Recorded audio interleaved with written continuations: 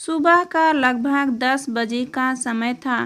Post office में ज़्यादा चहल-पहल नहीं थी। पोस्ट ऑफिस के मेरे केबिन से पूरा की पूरा पोस्ट ऑफिस मुझे साफ दिखाई देता था। मेरी नज़र एक 40-42 साल की महिला पर गई। दिखने में सीधी-सादी, मेकअप रहित, प्रभावशाली व्यक्तित्व वाली, पहनावे से मध्यवर्गीय लग रही थी। जिस तरीके से वह ऑफिस के कर्मचारियों से बातचीत कर रही थी, उसके स्वभाव की नम्रता साफ झलक रही थी। थोड़ी देर बाद मैंने देखा तो वो बेचैन सी बेंच पर बैठी थी। शायद उसे किसी का इंतजार था। इतने में पोस्ट ऑफिस की एक एजेंट आई।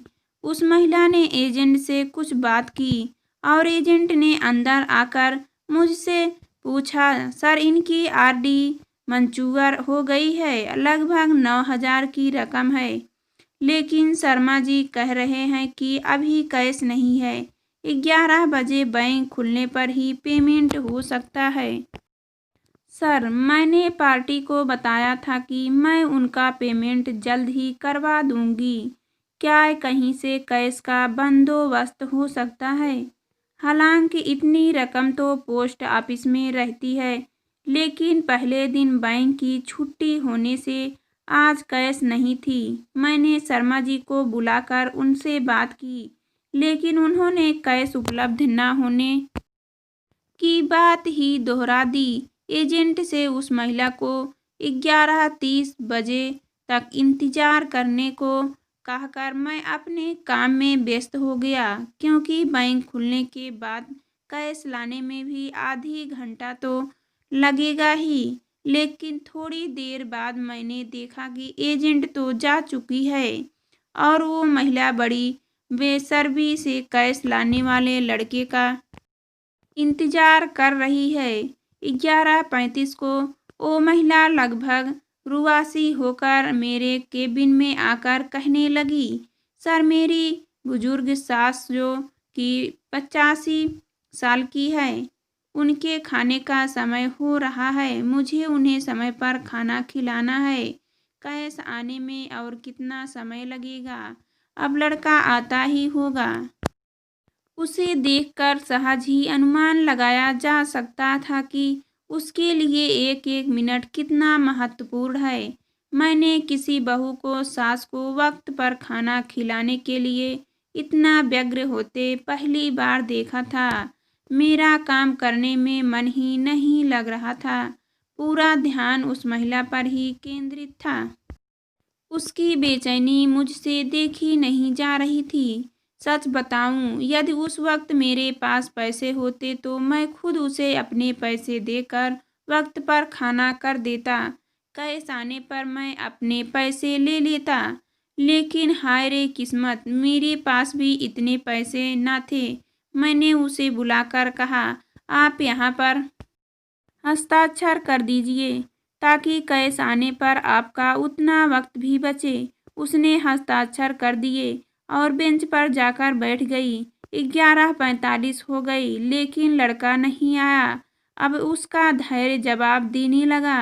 वो मेरे पास आकर कहने लगी, सर मैं अब और इंतजार नहीं कर सकती। मैं जा रही हूँ। मुझे मेरी सास को वक्त पर खाना खिलाना है, चाहे इसके लिए मेरा इतने रुपए का नुकसान ही क्यों ना हो जाए। और वो सचमुच में चली गई। मैं और मेरा पूरा स्टाफ भौचक्का होकर उसे जाते हुए देखता रहा। मेरी पोस्टमास्टर की नौकरी में यह पहला केस था जिसमें ग्राहक को पैसे से ज़्यादा अपनी सास को खाना खिलाने की पड़ी थी। एक मध्यवर्गीय बहू जिसके लिए 9,000 रुपये बहुत मायने रखते हैं। पूरे 12 महीने थोड़े थोड़े पैसे जमा करके उसने यह राशि जुटाई थी। इतनी सहजता से पैसे छोड़कर कैसे जा सकती है? हम सभी को यह बात हजम ही नहीं हो रही थी। आजकल ही नहीं तो प्राचीन काल से ही सास बहू का रिश्ता एक ऐसा रिश्ता कहलाता है जिसे जैसे ही न चाहते हुए दोनों ही निभाती हैं। आए ये दिन हम सास बहू के अनबन के किस्से पढ़ते सुनते रहते हैं। थोड़े दिन पहले ही मैंने न्यूज़ में एक वीडियो देखा था जिसमें एक बहू अपनी बीमार और बुजुर्ग सास को पति की गैर मजदूरी में खूब मारती है। ऐसे में मुझे अपने कानों पर अपनी आंखों पर विश्वास ही नहीं हो रहा था कि ऐसी भी कोई बहू हो सकती है जो सिर्फ सास को वक्त पर खाना खिलाने के लिए। मैं यह सब सोच ही रहा था कि उतने में वह महिला और कैश लाने वाला लड़का दोनों ने एक साथ प्रवेश किया।